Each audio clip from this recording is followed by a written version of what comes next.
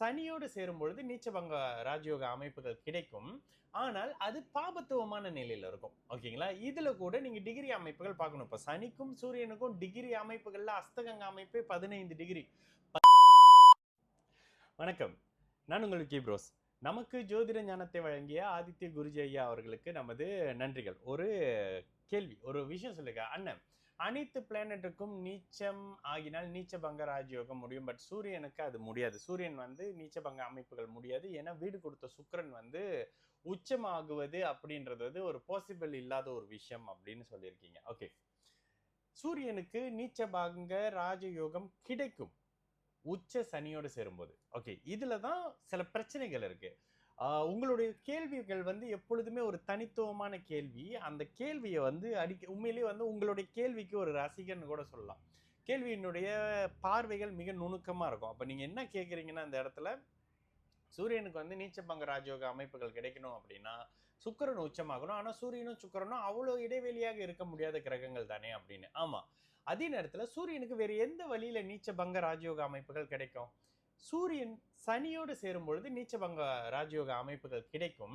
ஆனால் அது பாபத்துவமான நிலையில இருக்கும். ஓகேங்களா? இதுல கூட நீங்க டிகிரி அமைப்புகள் பார்க்கணும். இப்ப சனிக்கும் சூரியனுக்கும் டிகிரி அமைப்புகள்ல அஸ்தகங்க அமைப்பே 15 டிகிரி. 15 டிகிரிகள் தாண்டி 18, 20 டிகிரி தள்ளி இருக்கிறாங்க. ஒருவேளை சூரியன் 1 டிகிரி உள்ள என்டர் ஆகுறாரு, சனி ஒரு 21, 22 டிகிரிக்கு தள்ளி இருக்கிறாருன்னும் பொழுது இந்த நீச்சபங்க ராஜயோகம் கூடுதலா ஒரு சுபருடைய பார்வை, ஒரு பௌர்ணமி சந்திரனுடைய தொடர்பு, குருவினுடைய இணைவு, இந்த அமைப்புகள்ல கண்டிப்பாக நீச்சபங்க ராஜயோக அமைப்புகள் மிக நல்ல அமைப்புகள்ல வாழ்க்கையுடைய பிற்பகுதியில் நடைபெறக்கூடிய தன்மைகள் கண்டிப்பாக இருக்கும். ஓகே, இல்லைங்க அவ்வளவு தள்ளி இருக்கிற மாதிரியான விஷயம் இல்ல, ஒரு 10 டிகிரி இருக்கிறாங்க, 5 டிகிரிக்குள்ள இருக்கிறாங்கன்னும் பொழுது சூரிய தசையும் கெட்டது, சனி தசையும் கெட்டது. 2 தசையும் நல்லாவே இருக்காது. சூரிய புக்தி, சனி புக்தி 2மே பாதிப்படையக்கூடிய அமைப்புகள் இருக்கும். அப்போ இந்த சூரியனுடைய நீச்சபங்க ராஜயோக அமைப்புகள் நேரடியான தன்மையில நீச்ச பங்கம் இருக்கலாம். ஓகேங்களா? ஒருவேளை அவரு இவரோட யாரு சுக்கிரனோட ஒரே இடத்துல இருக்கும்போது, ஆட்சி பெற்ற சுக்கிரனோட வீட்டுல இருக்கும்போது நீச்ச பங்கம் இருக்கக்கூடிய தன்மைகள் இருக்கு. ஆனால் நீச்சபங்க ராஜயோக அமைப்புகளை சூரியன் அடையறாரு அப்படின்னா இந்த இடத்துல சூரியனுடைய காரக அமைப்புகளை கொடுக்கணும். ஓகேங்களா? அப்ப என்ன பண்ணுவாரு? உயிர் காரகத்துவ அமைப்புகளை கெடுப்பாரு. உயிர் காரகத்துவ அமைப்புகள் என்ன?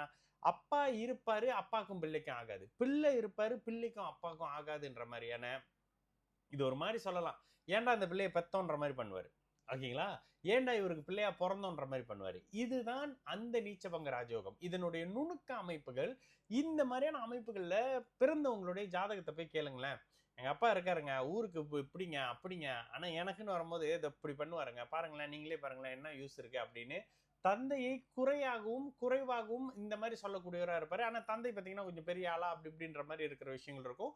குறிப்பாக சூரிய தசையோ சனி தசையோ இந்த இணைவுகள்ல வரும் பொழுது கடுமையான பாதிப்பான அமைப்புகள் 2 பேருக்குமே இருக்கும்.